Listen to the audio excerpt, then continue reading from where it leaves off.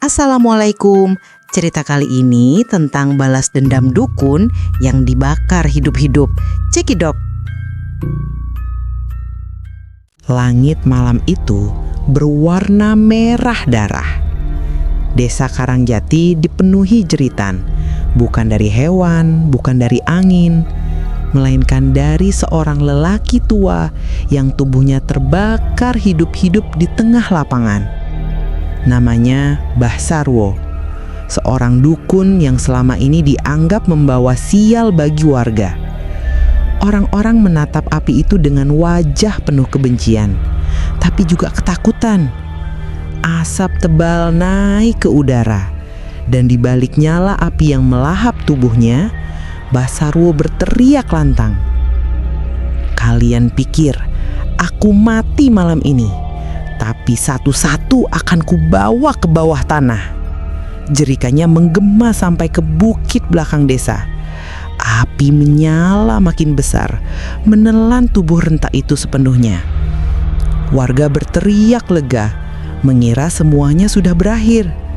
Tapi ada satu hal yang mereka tak tahu, api tidak hanya membakar tubuhnya, tapi juga melepaskan sesuatu dari dalam tanah.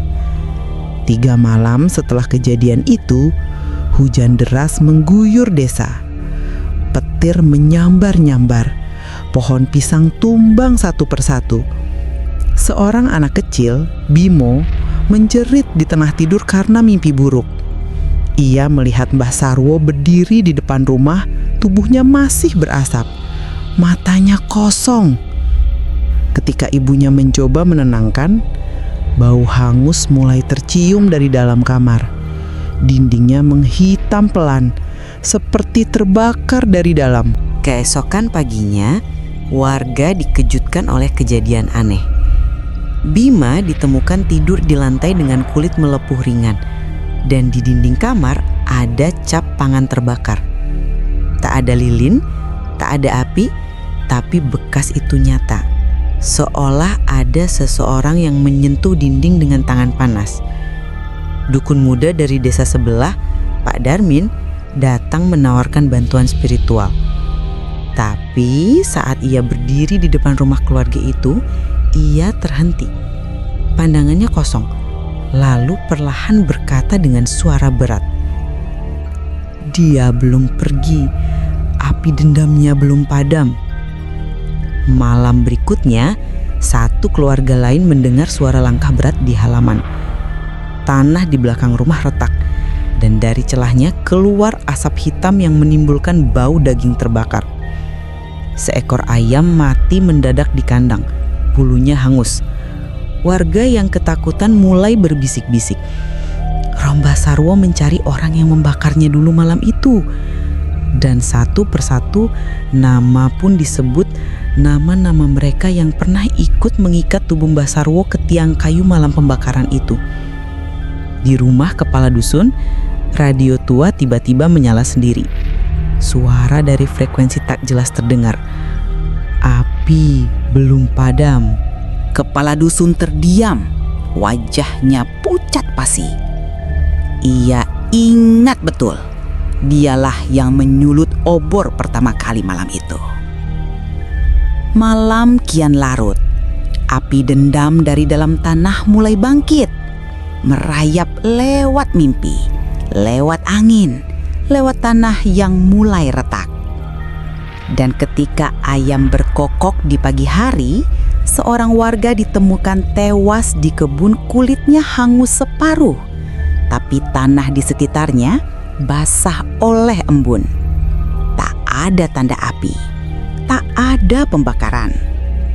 Namun di tanah ada jejak kaki hangus mengarah ke pemakaman lama. "Dari tanah aku dibakar, dari tanah pula aku bangkit." Suara itu terdengar samar oleh penjaga malam desa. Dan dari arah kuburan, asap tipis mulai naik perlahan, seolah tanah itu sedang bernafas. Malam baru saja dimulai, dan dendam yang dibakar kini mulai menyala kembali.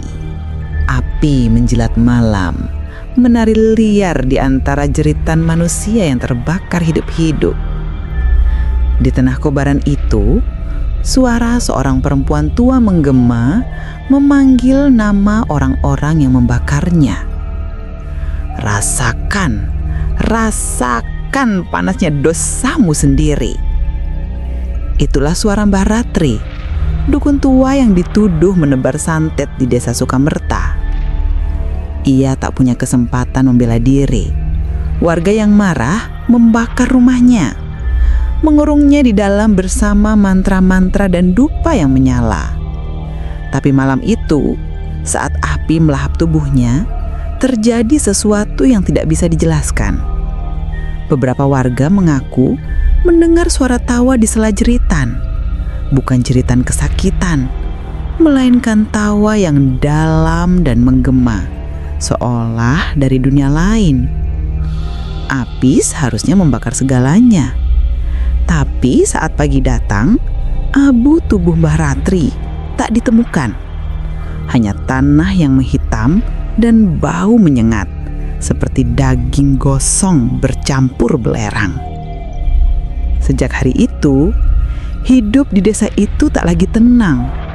Satu persatu, warga yang ikut membakar rumah Mbah Ratri mengalami hal aneh. Sardi yang menyalakan api pertama ditemukan tewas dengan tubuh menghitam seperti terbakar dari dalam. Matanya membelalak, mulutnya terbuka, seolah sedang menjerit.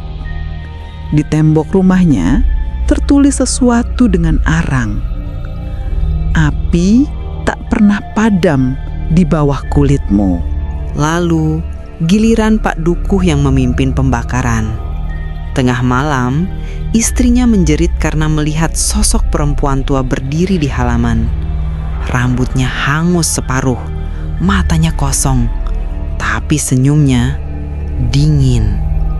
Ia membawa lentera dari api biru yang berputar di tangannya. Saat pintu dibuka, sosok itu lenyap, tapi lantai rumah gosong berbentuk tapak kaki. Penduduk mulai ketakutan. Mereka berbondong-bondong ke masjid, berdoa, dan berusaha membersihkan desa dengan air yasinan. Tapi setiap kali mereka membaca ayat, selalu terdengar bisikan di telinga suara serak yang sama. Doamu tak akan menghapus bara ini. Bahkan anak-anak mulai bermimpi aneh. Mereka mengigau menyebut nama Mbah Ratri, memohon ampun sambil menangis. Seorang anak kecil bahkan sempat berkata, "Mbah, minta dibuka jalannya, katanya belum selesai." Tak ada yang tahu maksudnya sampai akhirnya malam itu salah satu warga menemukan makam baru di pemakaman desa. Padahal tak ada yang dimakamkan hari itu. Di batu nisannya tertulis dengan goresan kasar, "Mbah Ratri belum selesai." Kabar itu menyebar cepat. Desa berubah sunyi, orang-orang mulai meninggalkan rumah mereka. Tapi bagi sebagian yang tersisa, mereka tahu sesuatu sedang kembali. Bara dendam yang dulu mereka nyalakan dengan tangan sendiri, kini berputar dan mencari pemiliknya. Dan malam berikutnya, ketika angin berhembus membawa bau daging terbakar, terdengar lagi suara itu. Tawa lirih dari arah makam yang tak pernah didatangi siapapun lagi. Angin dini hari bertiup pelan melewati pemakaman desa Sukamerta.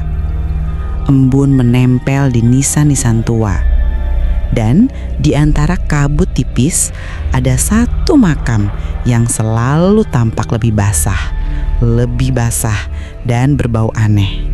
Seperti campuran bunga busuk dan daging berbakar. Itulah makam bertuliskan Mbah Ratri belum selesai.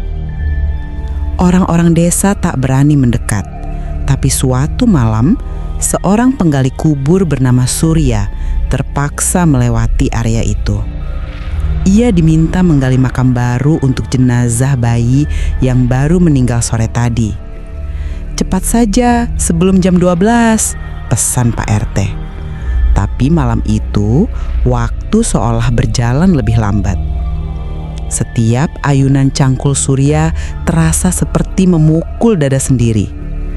Saat mata cangkulnya mengenai tanah dekat makam Mbah Ratri, terdengar suara krek seperti kayu kering patah. Lalu bau belerang tiba-tiba menyeruak, membuat Surya muntah. Ia berhenti sebentar, menatap ke arah batu nisan yang kini tampak sedikit bergeser. Pelan-pelan, tanah di bawahnya bergetar. Dari sela-sela tanah hitam itu muncul asap tipis berwarna biru kehijauan. Suara lirih terdengar, bukan angin, tapi bisikan perempuan. "Siapa yang berani mengganggu istirahatku?" Surya mundur ketakutan, tapi kakinya seolah berat. Dari balik gundukan tanah, sesuatu bergerak. Tangan tua yang gosong muncul perlahan, jari-jarinya hitam, namun kukunya masih panjang dan berwarna abu keperakan. Lalu kepala itu muncul, kulitnya terbakar separuh, tapi matanya menyala merah seperti bara. Mbah Ratri bangkit dari tanahnya sendiri. Tubuhnya rapuh, tapi setiap langkahnya menimbulkan suara seperti bara pecah. Ia menatap Surya dengan pandangan yang dingin dan berkata pelan, "Kau bantu aku, kau selamat. Kau halangi aku, kau ikut mereka." Surya berlari sekencang-kencangnya. Ia menembus pagar pemakaman, terjatuh dan tak menoleh lagi. Tapi sebelum pergi, ia melihat dari kejauhan makam-makam di sekitar Mbah Ratri ikut bergetar. Beberapa batu nisan miring dan bunga-bunga di atasnya terbakar sendiri tanpa api. Keesokan paginya, warga menemukan pemakaman itu porak-poranda. Bau daging terbakar menyelimuti udara. Anehnya, tanah di sekitar makam Mbah Ratri seperti tergali dari dalam. Di tengah lubang itu ada bekas kaki, arahnya menuju desa. Malamnya, rumah Pak Dukuh, orang yang dulu memimpin pembakaran, diselimuti bau sangit. Di dinding muncul bekas tangan hitam dan tulisan seperti goresan arang. "Aku belum selesai." Lampu-lampu rumah padam satu persatu. Anjing-anjing menggonggong tanpa sebab. Lalu suara langkah berat terdengar di jalan tanah menuju rumah Pak Dukuh. Tak ada yang berani keluar, tapi semua mendengar. Suara itu disertai nafas berat dan bunyi rantai diseret. Keesokan paginya, Pak Dukuh ditemukan tewas. Tubuhnya hangus di tempat tidur, tapi kasurnya utuh. Di dahinya tergores simbol aneh, seperti api melingkar. Polisi datang, tapi tak menemukan tanda pembakaran. Mereka bilang mungkin korsleting listrik, tapi warga tahu tak ada listrik di rumah itu sejak seminggu lalu. Sejak saat itu, legenda baru lahir di desa Sukamerta. Orang-orang mulai percaya Mbah Ratri tak mati dalam api. Ia hanya dibangkitkan oleh dendamnya sendiri, dendam yang lebih panas dari bara. Dan konon, jika kau berjalan melewati pemakaman itu saat bulan purnama, kau akan mencium bau belerang, lalu mendengar bisikan pelan dari balik kabut. Siapa lagi yang harus ikut terbakar? Sejak malam pemakaman itu hancur, desa Sukamerta seperti hidup di bawah bayang-bayang kutukan. Angin malam selalu membawa bau belerang dan suara perempuan menangis di kejauhan. Namun tak ada yang tahu bahwa satu orang diam-diam menyimpan sesuatu yang seharusnya tak pernah disimpan. Abu Mbah Ratri. Namanya Ningsih, gadis muda berusia 20 tahun. Ia cucu jauh Mbah Ratri, tapi hubungan mereka disembunyikan oleh keluarganya. Saat rumah Mbah Ratri dibakar, Ningsih masih kecil. Ia hanya bisa melihat dari kejauhan saat nenek tua itu menatapnya di antara jelatan api dan berteriak, "Aku tak akan mati! Ningsih, aku hanya menunggu!" Kata-kata itu menghantui Ningsih hingga dewasa. Bertahun-tahun kemudian, ketika desa diguncang ketakutan akibat kemunculan mayat hidup, Ningsih merasakan panggilan aneh di dalam mimpinya. Ia bermimpi berjalan di pemakaman, lalu tangan hangus muncul dari tanah, memberikan kendi tanah liat kepadanya. Di dalam kendi itu ada abu berwarna hitam kemerahan dan suara di kepalanya berbisik, simpan aku. Darahmu akan melanjutkanku." Keesokan harinya, Ningsih benar-benar menemukan kendi tanah liat itu di bawah pohon randu di dekat rumah lamanya. Ia gemetar, tapi sesuatu dalam dirinya seperti memaksa untuk membawanya pulang. Ia menyimpannya di lemari kayu di balik tumpukan kain putih, dan setiap malam suara lirih memanggil dari dalam kendi. Awalnya hanya bisikan samar, lalu berubah menjadi percakapan.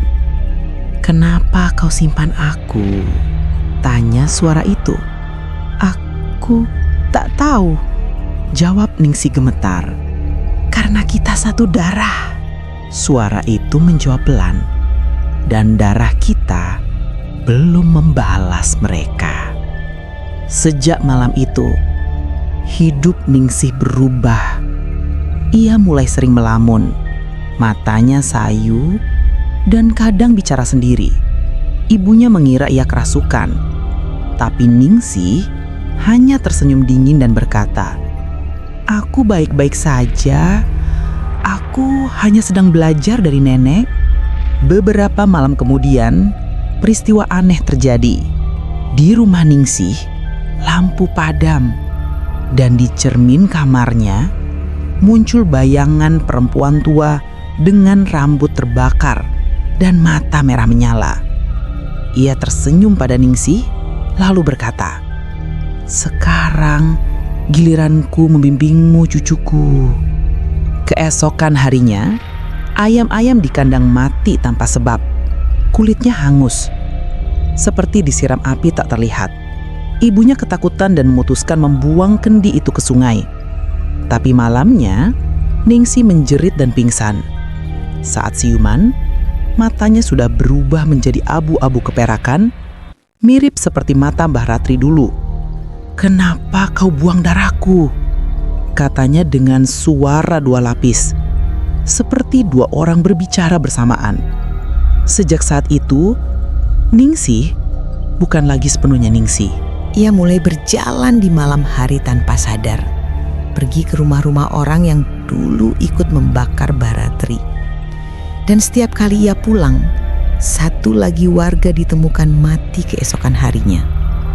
Tubuh mereka menghitam dari dalam dengan bau gosong yang sama seperti dulu. Warga mulai panik. Mereka tahu roh Mbah Ratri kini hidup di dalam cucunya sendiri.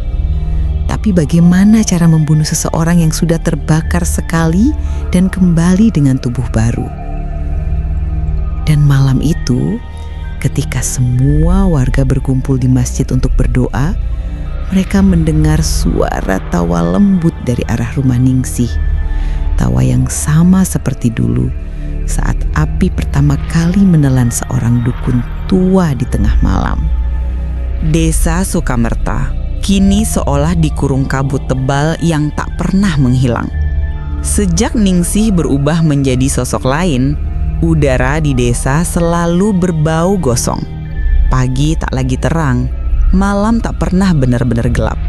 Semua tampak samar di balik asap kelabu yang menyelimuti jalan, ladang, hingga atap rumah penduduk. Tak ada burung yang berani berkicau. Pepohonan mengering seperti terbakar dari dalam. Dan di tengah kabut itu, kadang terdengar suara perempuan menyanyi, lirih, serak, tapi menyayat hati. Warga yang mencoba mendekat mengaku melihat sosok perempuan muda berjalan di antara asap, mengenakan kebaya lusuh dan membawa kendi kecil di tangan. Itulah Ningsih, atau mungkin sesuatu yang memakai tubuhnya. Malam-malam di Sukamerta kini tak ubahnya neraka. Api sering muncul begitu saja dari tanah, membentuk lingkaran di tengah sawah. Tak ada yang bisa memadamkannya. Dan dari dalam api selalu muncul wajah-wajah yang pernah menjerit dulu malam pembakaran. Pak Duku, Sardi, bahkan tetua desa. Mereka tampak meringis kesakitan seolah abadi dalam nyala api yang tak padam. Ketakutan memuncak ketika asap mulai masuk ke rumah warga. Bau daging terbakar menempel di pakaian dan rambut. Anak-anak menangis tanpa sebab, dan beberapa di antaranya mulai berbicara dengan suara yang bukan milik mereka sendiri. Sudah kubilang, bara ini belum padam. Satu keluarga mencoba melarikan diri malam itu. Keluarga Surya, si penggali kubur yang dulu pertama melihat kebangkitan Mbah Ratri. Namun di tengah jalan, mobil mereka berhenti mendadak. Asap keluar dari ventilasi AC dan dari dalam kabut di depan mobil muncul sosok perempuan tua berjalan pelan. Tubuhnya hangus, kulitnya terkelupas, tapi matanya menyala merah seperti bara. Surya memukul gas tapi mesinnya mati. Dalam kepanikan, anaknya berteriak, "Ayah, di belakang!" Ketika Surya menoleh, di kursi belakang sudah duduk Ningsih, tersenyum dengan kendi di pangkuannya. "Kau sudah menggali kuburku sekali, sekarang aku menggali punyamu." Keesokan paginya, warga menemukan mobil mereka hangus terbakar di tepi jalan. Tapi anehnya, aspal di sekitarnya masih dingin. Tak ada api, tak ada bensin, tapi tubuh keluarga itu hitam seperti arang. Setelah kejadian itu, desa sepi total. Orang-orang pergi satu persatu, meninggalkan rumah mereka. Namun ada satu hal yang tak bisa mereka bawa. Asap itu. Ia terus mengikuti mereka, menempel di baju, di kulit, bahkan di mimpi. Banyak yang mengaku masih mencium bau gosong dan mendengar bisikan setiap malam meski sudah pindah jauh dari Sukamerta. Tak ada tempat yang cukup jauh dari api dendam, kata suara di kepala mereka.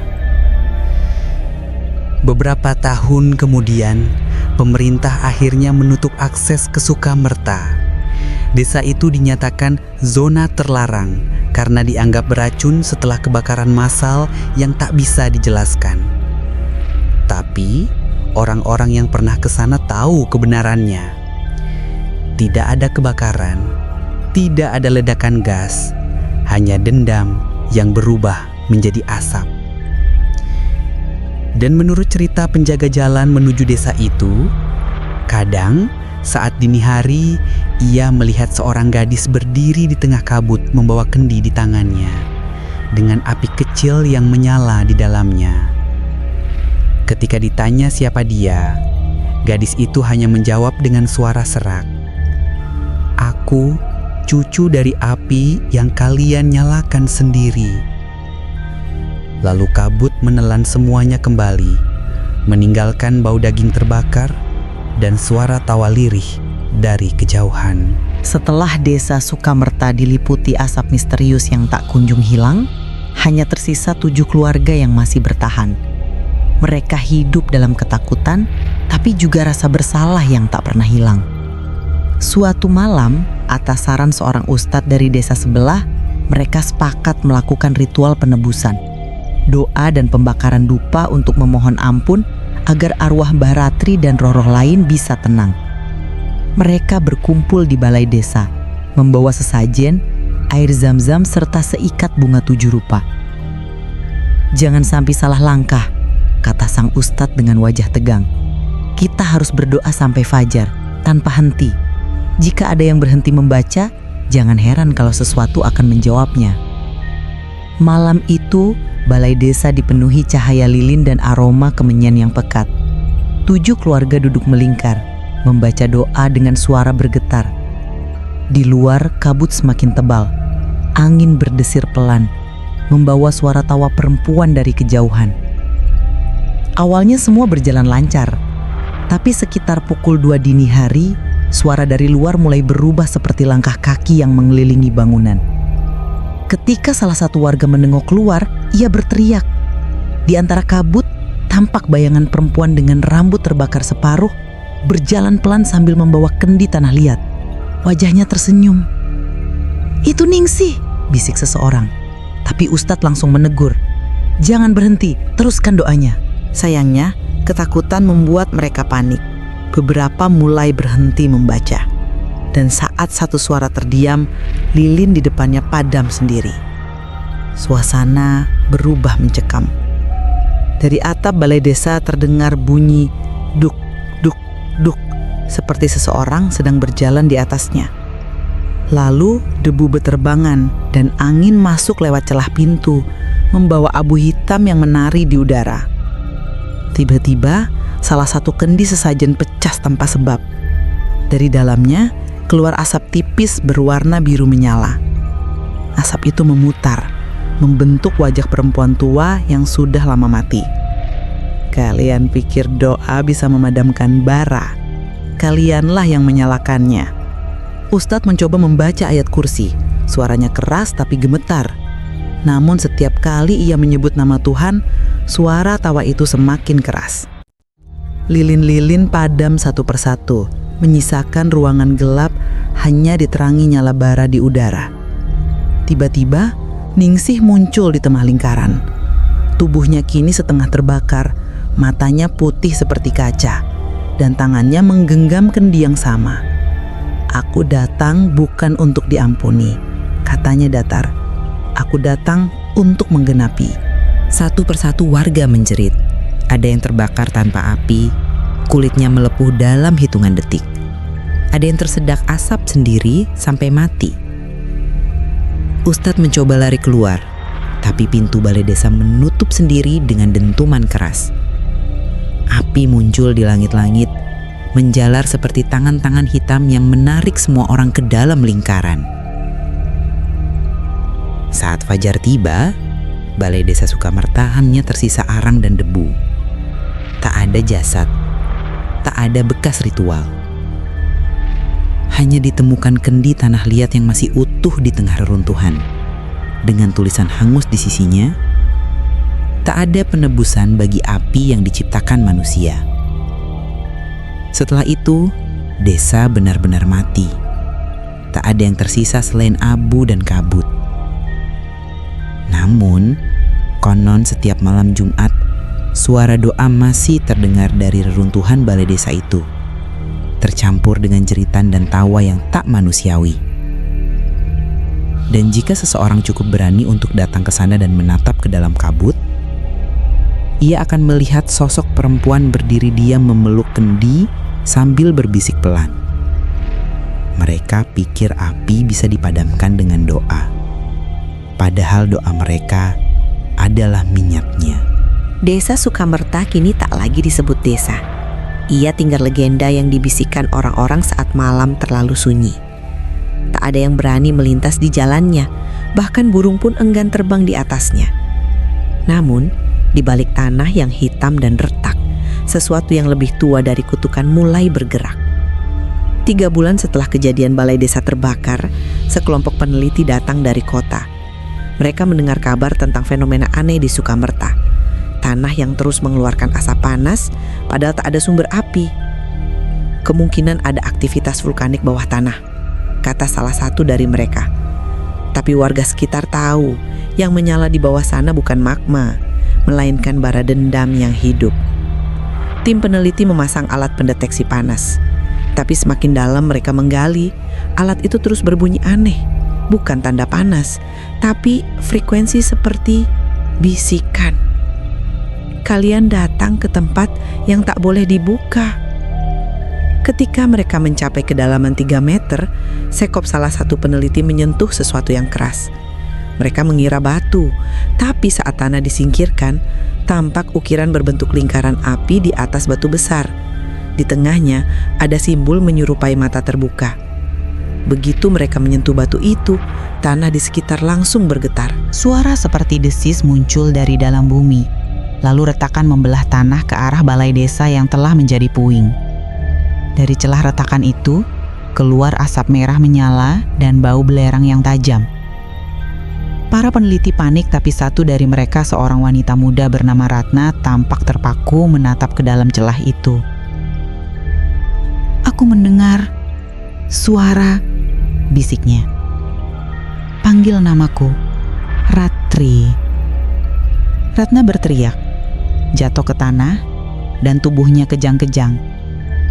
Ketika rekan-rekannya mencoba menolong, matanya sudah berubah menjadi abu-abu dan dari mulutnya keluar suara serak milik perempuan tua. "Gerbang sudah terbuka. Kalian semua sudah memanggilku." Tanah berguncang hebat. Dari celah itu muncul api biru yang menjilat langit.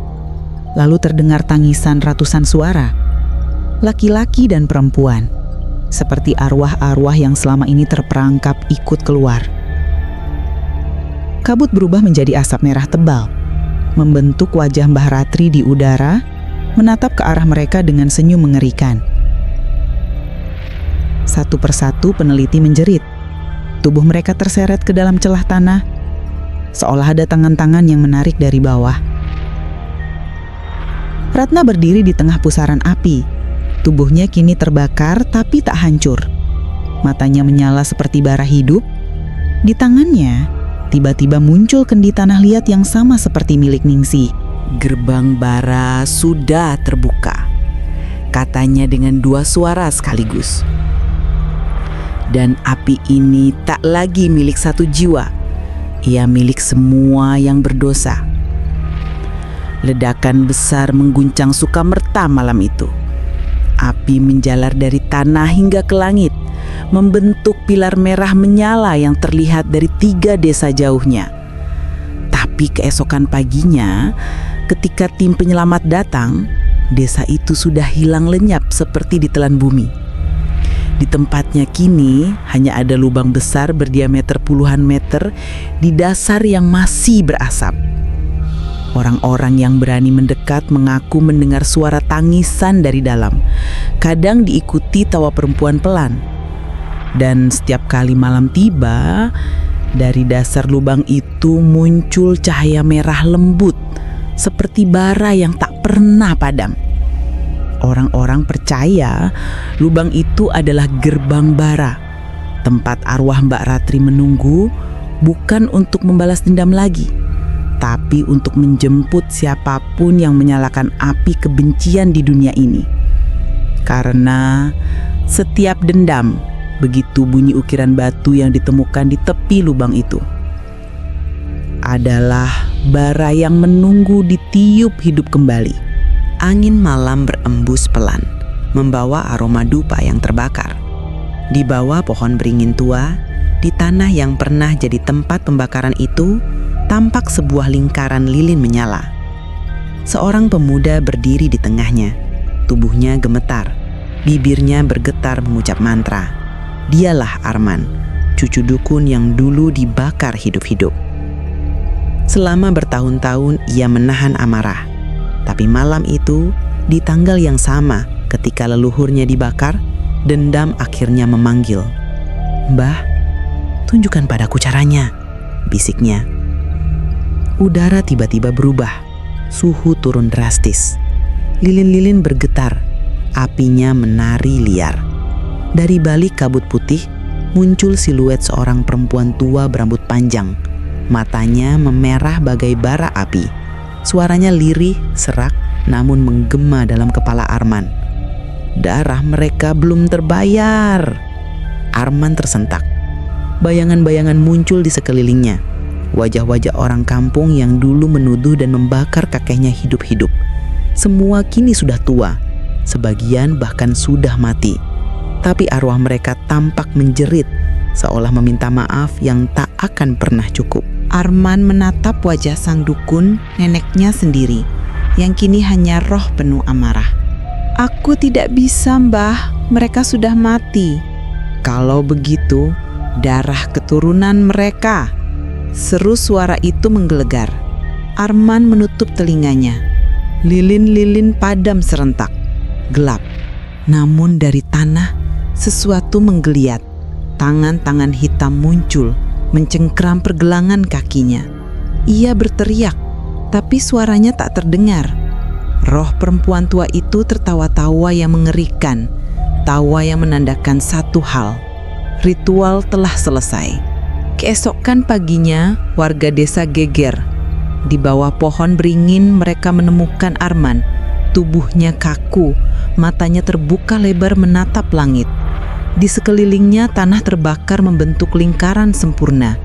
Di tengah dadanya tertulis dengan abu hitam, "Balas dendam sudah selesai." Sejak malam itu, pohon beringin di tepi desa tak pernah lagi disinggahi orang.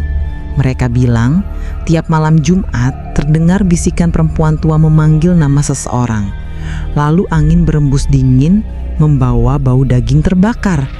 Dan siapapun yang mendengar suara itu akan hilang tanpa jejak. Malam turun di desa Karangjati. Kabut tipis menggantung di antara pepohonan dan jangkrik berhenti bersuara, seolah ikut berduka. Di tepi desa, pohon beringin tua berdiri bisu, menyimpan ribuan rahasia yang tak pernah benar-benar padam. Sudah hampir 2 bulan sejak kematian Arman, tapi warga desa belum tenang. Setiap malam Jumat, satu persatu rumah mengalami hal aneh. Pintu berderit sendiri, bayangan berjalan di dinding, dan suara perempuan tua memanggil nama dari luar jendela. Awalnya mereka menganggap itu halusinasi, tapi ketika Sari, anak kepala dusun, hilang tanpa jejak usai mengaku mendengar bisikan itu, ketakutan berubah jadi nyata. Ini kutukan, bisik orang-orang. Dukun itu belum tenang. Namun ada satu orang yang tak percaya.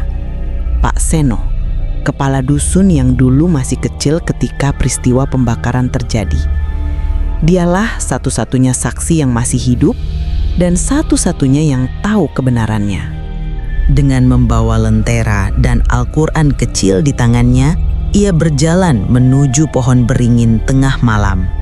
Angin menusuk tulang.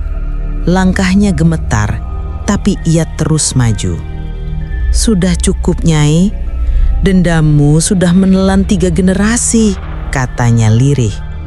Tapi begitu ia tiba di bawah beringin, tanah bergetar halus. Asap tipis keluar dari akar-akar besar yang melingkar seperti ular.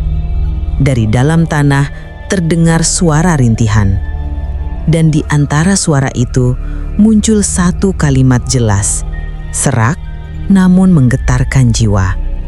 Dendam tak mati, hanya berpindah darah. Tak Seno mundur, matanya membelalak. Api kecil muncul di tanah, membentuk lingkaran. Dalam sekejap, wajah Arman muncul di tengah kobaran api. Matanya kosong, tapi bibirnya tersenyum dingin. Aku sudah menemuinya, Pak Seno. Sekarang giliranmu menebus apa yang dulu kalian bakar. Api menjelat cepat, melahap akar-akar beringin. Pak Seno menjerit, lentera di tangannya jatuh, membakar tanah yang kini retak dan berasap. Dari dalam bumi terdengar tawa perempuan tua bersahut-sahutan dengan suara Arman. Ketika warga datang keesokan paginya, yang mereka temukan hanyalah tanah gosong. Dan di tengahnya, abu berbentuk 2 tubuh yang saling berhadapan. Di batang pohon beringin tertulis sesuatu dengan arang. Tidak ada api yang benar-benar padam, hanya menunggu waktu untuk menyala kembali. Sejak hari itu, desa Karangjati ditinggalkan penduduknya. Tak ada yang berani menetap di sana lagi. Tapi kadang, jika kau lewat jalan tua itu di malam hari, kau masih bisa mencium bau asap dan mendengar lirih suara perempuan berbisik di telingamu. Darahmu bagian dari mereka. Dan saat itu terjadi, jangan menoleh. Karena begitu kau menatap ke belakang, dendamnya akan menemukanmu juga.